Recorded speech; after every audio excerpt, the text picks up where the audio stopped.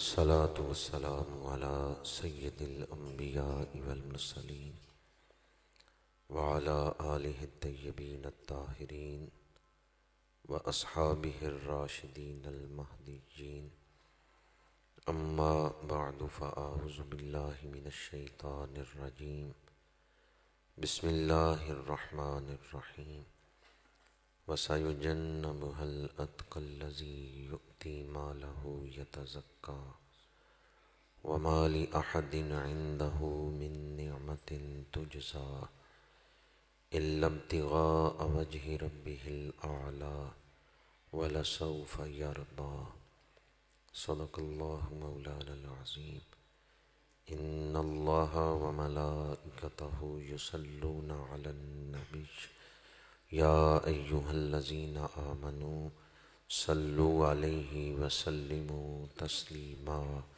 الصلاة والسلام عليك يا رسول الله وعلى آلك وأصحابك يا حبيب الله. الصلاة والسلام عليك يا رسول الله وعلى آلك وأصحابك يا حبيب الله. فاضل ذیشان حضرت علامہ مولانا محمد زبیر چشتی صاحب زیدہ شرف ہو، فاضل نوجوان حضرت علامہ مولانا حافظ توقیر احمد ضیاء صاحب زیدہ مجد ہو، انتہائی قابل احترام علماء کرام، برادران اسلام، حاضرین و سامعین، اللہ پاک کا شکر ہے جس نے ہمیں شب جمعۃ المبارک میں مسجد کے پاکیزہ ماحول میں قرآن پاک کی صحبت میں چند گھڑیاں گزارنے کی توفیق عطا فرمائی ہے۔ دعا ہے کہ خالق کائنات قرآن پاک کے فیوزات و برکات سے ہم سب کو مستفید فرمائے۔ جس طرح کہ آپ جانتے ہیں آج کا درس قرآن جامع القرآن کے نام سے منسوب ہے۔ وہ ہستی جنہوں نے قرآن پاک کو کتابی شکل میں جمع فرمایا۔ قرآن پاک حضور کے سینہ پاک پہ نازل ہوا اور آپ نے اسے امت تک پہنچایا، ترتیب بتا دی، آیات اور سورتوں کی ترتیب حضور نے امت کو بتا دی، لیکن قرآن پاک ایک جگہ پہ لکھا ہوا نہیں تھا، مختلف جگہوں پہ، مثلا کپڑوں پہ، درختوں کی چھالوں پہ، لکڑی کے ٹکڑوں پہ، مختلف جگہوں پہ قرآن لکھا ہوا تھا۔ قرآن پاک کو ایک جگہ کتابی شکل میں حضور کی ترتیب کے مطابق جمع کیا ہے تو حضرت سیدنا صدیق اکبر نے جمع کیا ہے۔ آپ جامع القرآن ہیں، تو یہ کیسے ہو سکتا ہے کہ درس قرآن کی محفل ہو اور رات بھی 23ویں رات، 23واں دن کل گزرا ہے، آج 24ویں رات ہے، 24ویں رات ہے جمادی الثانی کی، اور 22 جمادی الثانی بدھ والا دن آپ کا یوم وصال گزرا ہے۔ تو یہ کیسے ہو سکتا ہے کہ اتنا قریب آپ کا یوم وصال بھی گزرے اور ہم آپ کی بارگاہ میں خراج تحسین نہ پیش کریں؟ جنہوں نے حضور سے وفا کی ہے، ہمیں بھی ان سے وفا کرنا چاہیے یا نہیں کرنا چاہیے؟ ہم اگر ان کی خدمت میں خراج تحسین پیش کرتے ہیں، سلام عقیدت پیش کرتے ہیں، تو کوئی احسان نہیں ہم ان پر کر رہے، بلکہ حق غلامی ادا کر رہے ہیں۔ احسان مند کو اپنے محسن کی قدر کرنی چاہیے، بھلا وہ بھی کوئی انسان ہے جو اپنے محسن کا شکریہ ہی نہ ادا کرے۔ ہمیں اللہ کا دین پہنچا، ہدایت ملی، ایمان کی دولت ملی، تو اس علاقے میں اولیاء کرام دین لے کے آئے ہیں، لیکن اولیاء کرام تک دین پہنچایا کس نے ہے؟ صحابہ کرام۔ اس لیے صحابہ کرام اس امت کے محسن ہیں جن کی کوششوں سے دین دنیا میں پھیلا ہے۔ میرے آقا کریم دین لے کے آئے، حضور نے ایک ایسی جماعت تیار کی جنہوں نے دین کو سینے سے لگایا اور دنیا بھر میں پھیل گئے۔ میزبان رسول حضرت ابو ایوب انصاری مدینہ منورہ میں جن کے گھر حضور ٹھہرے، ان کی قبر کہاں ہے؟ ترکی میں، استنبول میں۔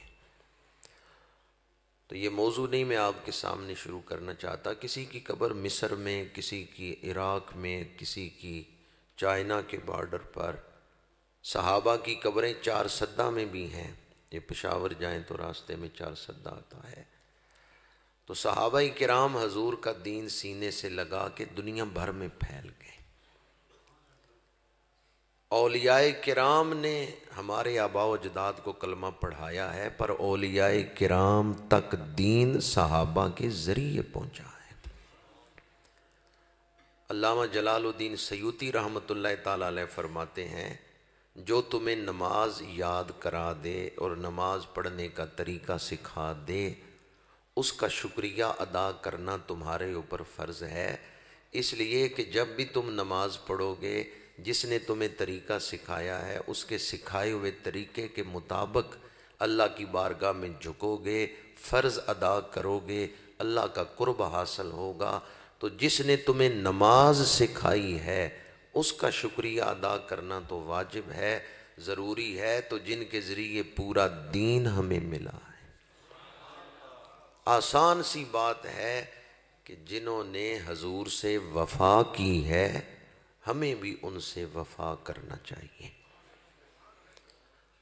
یوں تو تمام صحابہ کرام واجب التعظیم ہیں۔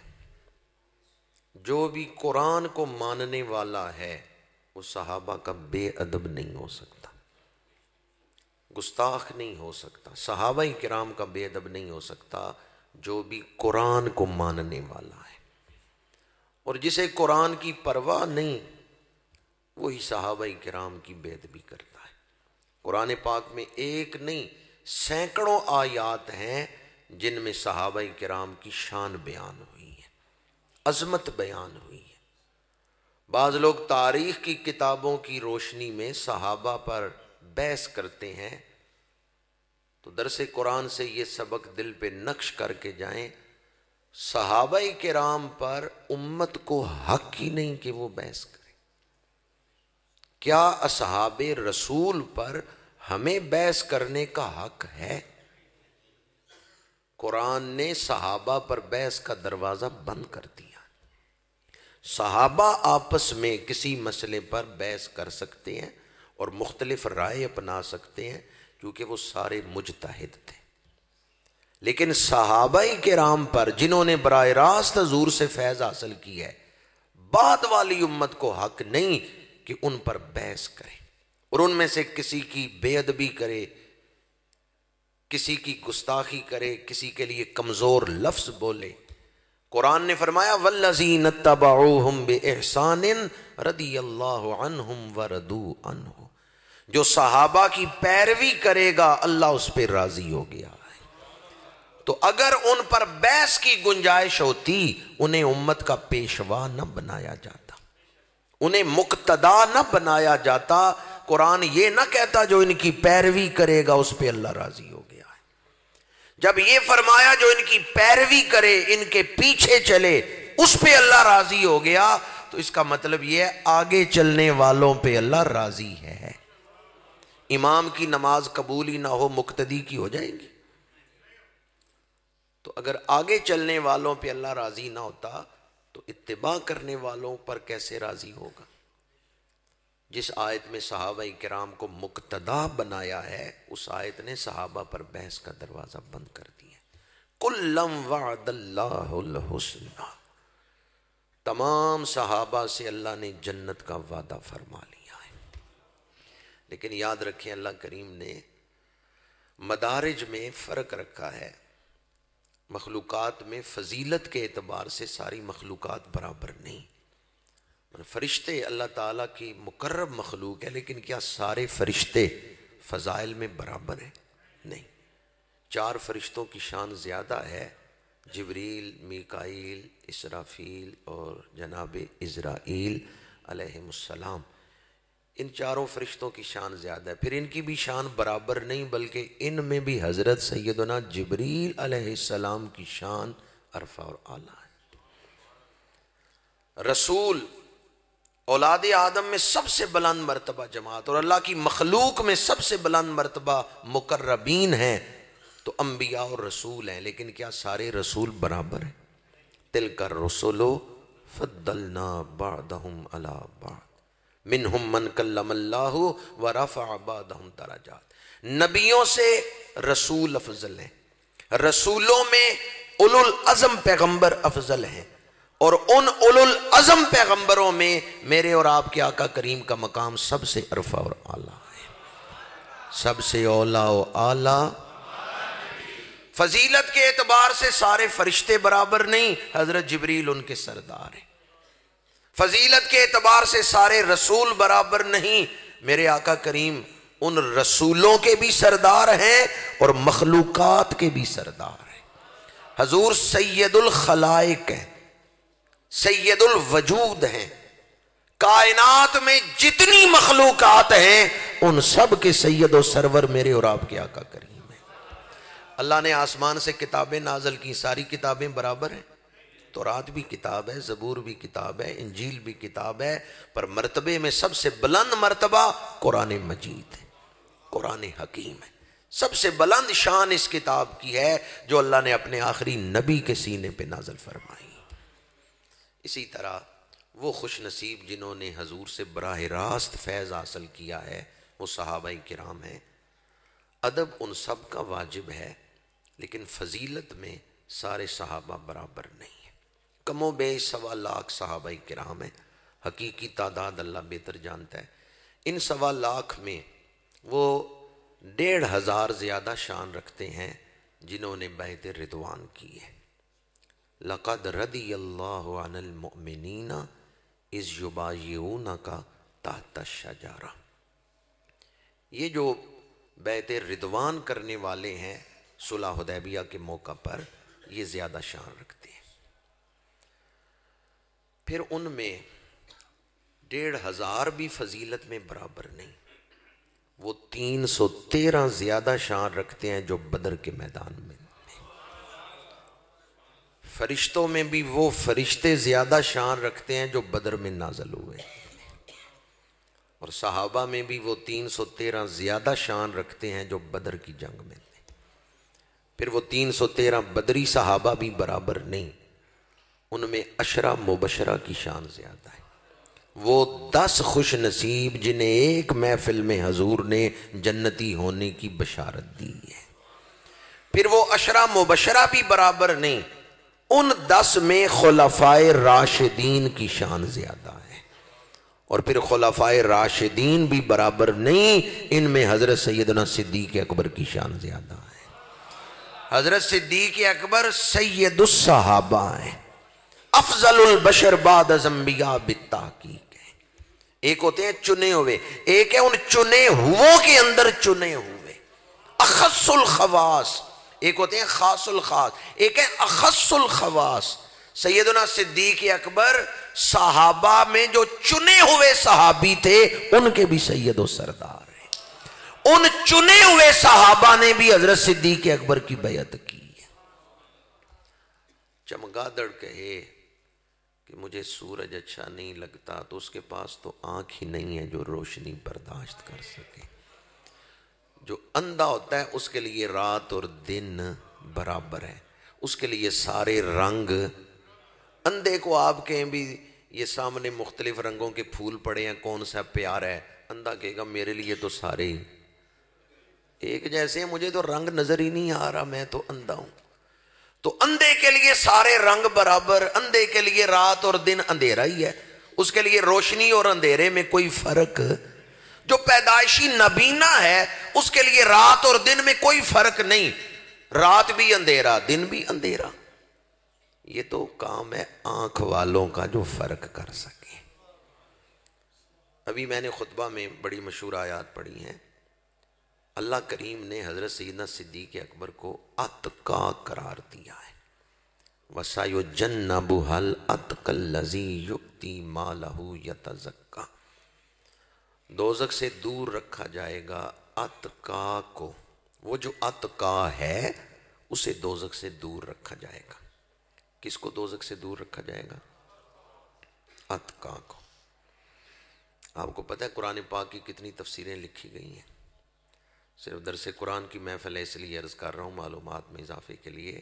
محققین کے نزدیک کم و بیش 2.5 لاکھ تفسیریں ہیں قرآن پاک کی، کم و بیش 2.5 لاکھ. اور سب سے لمبی جو تفسیر ہے نا، جس کی زیادہ جلدیں ہیں، وہ ابن شاہین کی ہے، جس کی 1000 جلدیں ہیں. ایک تفسیر ہے، 30 پاروں کی تفسیر ہے. علامہ ابن شاہین جنہوں نے 1000 جلدوں پر مشتمل تفسیر لکھی. اور سورتوں کے اعتبار سے جو سب سے لمبی تفسیر ہے وہ سورہ فاتحہ کی ہے، جس پر 300 جلدیں ہیں. کتنی جلدیں؟ کس کی تفسیر میں؟ سورہ فاتحہ. تو اسلامی تاریخ میں ہر دور کے اندر تفاسیر لکھی گئی ہیں. قرآن ایک ایسا سمندر ہے، کوئی یہ دعویٰ نہیں کر سکتا کہ اس کے علم سارے ہم نے بیان کر دیے اور اب کوئی بات رہ نہیں گئی. قرآن ایک ایسا سمندر ہے، ہر دور میں تفاسیر لکھی جاتی رہیں گی اور کوئی یہ دعویٰ نہیں کرے گا کہ بس اب ضرورت نہیں. محققین کہتے ہیں اگر یہ کہا جائے کہ علامہ فخر الدین رازی رحمۃ اللہ تعالیٰ علیہ انہوں نے جو تفسیر کبیر لکھی ہے نا، وہ اپنے سے پہلی ساری تفاسیر کا خلاصہ اور نچوڑ کر کے اور قرآن کا فہم آسان کر کے انہوں نے امت کے سامنے بیان کر دیا ہے. کنہوں نے؟ علامہ فخر الدین رازی. ماشاءاللہ آپ غور سے سن. علامہ فخر الدین رازی نے تفسیر کبیر میں فرمایا ہے، یہ جو آیت میں نے ابھی پڑھی ہے وَسَيُجَنَّبُهَا الْأَتْقَى الَّذِي يُؤْتِي مَالَهُ يَتَزَكَّى، فرماتے ہیں اجمع المفسرون علی ان المراد منہ ابو بکر. سارے مفسرین اس پر متفق ہیں کہ اس آیت میں جو اتقا کا لفظ آیا ہے اس سے مراد حضرت صدیق اکبر ہے. اجمع المفسرون علی ان المراد منہ ابو بکر. مفسرین کا اس پر اجماع ہے کہ اس آیت میں جو لفظ اتقا آیا ہے اس سے مراد حضرت صدیق اکبر ہے. قرآن پاک میں جو لفظ اتقا آیا اس آیت کے اندر اس سے کون مراد ہے؟ اتقا کا معنی کیا ہے؟ سب سے بڑا پرہیزگار. ایک ہے متقی، متقی کا معنی ہے پرہیزگار، تقوی والا. ایک ہے اتقا، یہ مقابلتاً معنی رکھتا ہے، اس میں تفضیل ہے، یوں کہہ لیں تیسری فارم ہے، سب سے بڑا پرہیزگار. قرآن نے حضرت صدیق اکبر کو صرف پرہیزگار نہیں کہا بلکہ یہ کون کہہ رہا ہے؟ اللہ کہہ رہا ہے، جو ظاہر بھی دیکھ رہا ہے باطن بھی دیکھ رہا ہے. میں کہوں کہ کل ہم نے انڈیا پہ حملہ کرنا ہے، میری بات کی کوئی حیثیت نہیں، میں کوئی چیف آف آرمی سٹاف تو نہیں، نہ اخبارات میں آئے گا نہ میڈیا میں شور مچے گا. لیکن یہی بات اگر چیف آف آرمی سٹاف کر دے کہ کل ہم نے انڈیا پہ حملہ کرنا ہے، پوری دنیا میں شور نہیں مچ جائے گا؟ تو بات کرنے والے کو بھی تو دیکھا جاتا ہے نا کہ بات کر کون رہا ہے. بات کا وزن بات کرنے والے کی وجہ سے ہوتا ہے. کس نے حضرت صدیق اکبر کو اتقا قرار دیا ہے؟ اب اس کے بعد بھی کوئی گنجائش ہے کہ بندہ تحقیق کرے؟ ان پر کسی بحث کی گنجائش باقی ہے؟ انہ علیم بذات الصدور، وہ جو دلوں میں چھپے ہوئے بھید جانتا ہے، اس نے کہا ہے ابو بکر سب سے بڑے پرہیزگار ہیں. قرآن اللہ کا کلام ہے، اللہ نے حضرت صدیق اکبر کو اتقا قرار دیا ہے. جسے اللہ کہے کہ یہ سب سے بڑا پرہیزگار ہے، آج اگر کوئی ان کی بے ادبی کرے وہ قرآن کی نص کا انکار کر رہا ہے، وہ قرآن پاک کی آیات کا انکار کر رہا ہے. شان نزول کیا اس آیت کا؟ حضرت سیدنا بلال حبشی کو خرید کے آپ نے آزاد کیا ہے.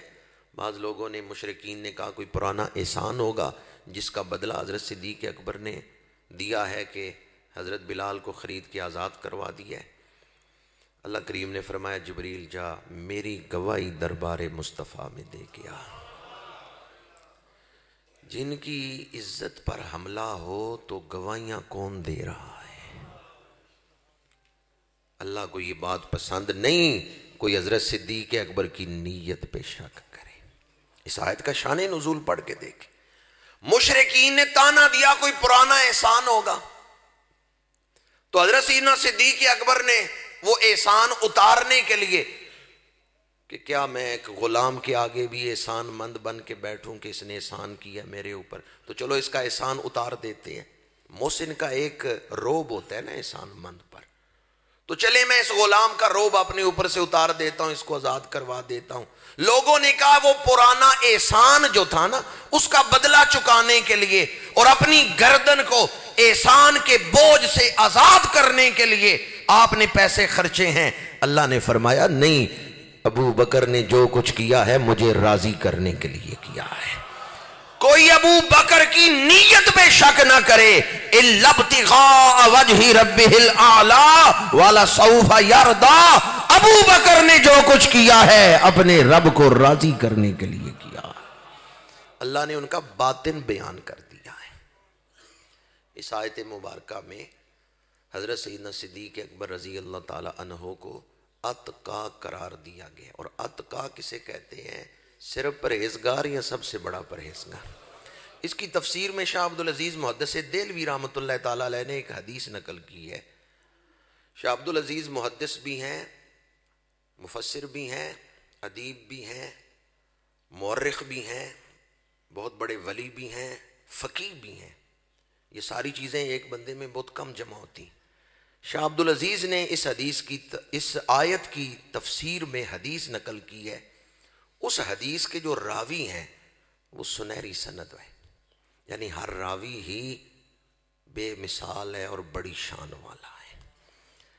حضرت امام جعفر صادق روایت کرتے ہیں امام باقر سے، امام باقر روایت کرتے ہیں حضرت زین العابدین سے، حضرت زین العابدین روایت کرتے ہیں امام حسین سے، حضرت امام حسین روایت کرتے ہیں مولا علی شیر خدا سے، اور مولا علی روایت کرتے ہیں رسول اللہ سے۔ ہر راوی ہی شان والا ہے۔ ائمہ اہل بیت نے یہ حدیث روایت کی ہے۔ رسول اللہ صلی اللہ علیہ وآلہ وسلم نے ارشاد فرمایا کہ نبیوں کے بعد ابو بکر سے افضل کسی شخص پہ سورج نہیں چمکا۔ اس حدیث کو روایت کس نے کیا ہے؟ مولا علی شیر خدا۔ اس حدیث کو روایت کون کر رہے ہیں؟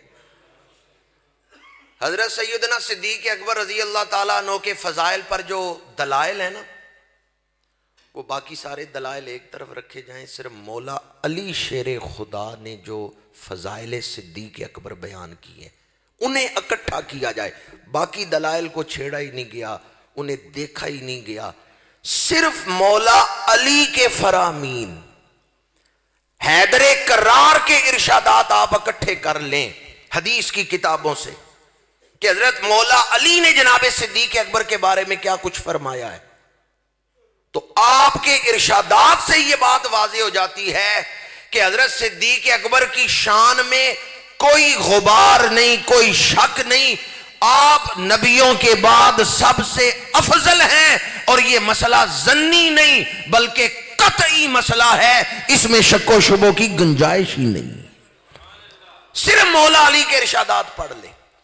ہم حضرت صدیق اکبر کو نبیوں کے بعد سب سے افضل مانتے ہیں، ہمیں سیدوں نے یہ عقیدہ سمجھایا ہے۔ کس نے سمجھایا ہے؟ حضرت داتا گنج بخش علی حجویری سید ہیں، آپ کی کتاب کشف المحجوب پڑھ کے دیکھیں، جب آپ نے اللہ والوں کا ذکر کیا ہے سب سے پہلے حضرت صدیق اکبر کا ذکر کیا ہے۔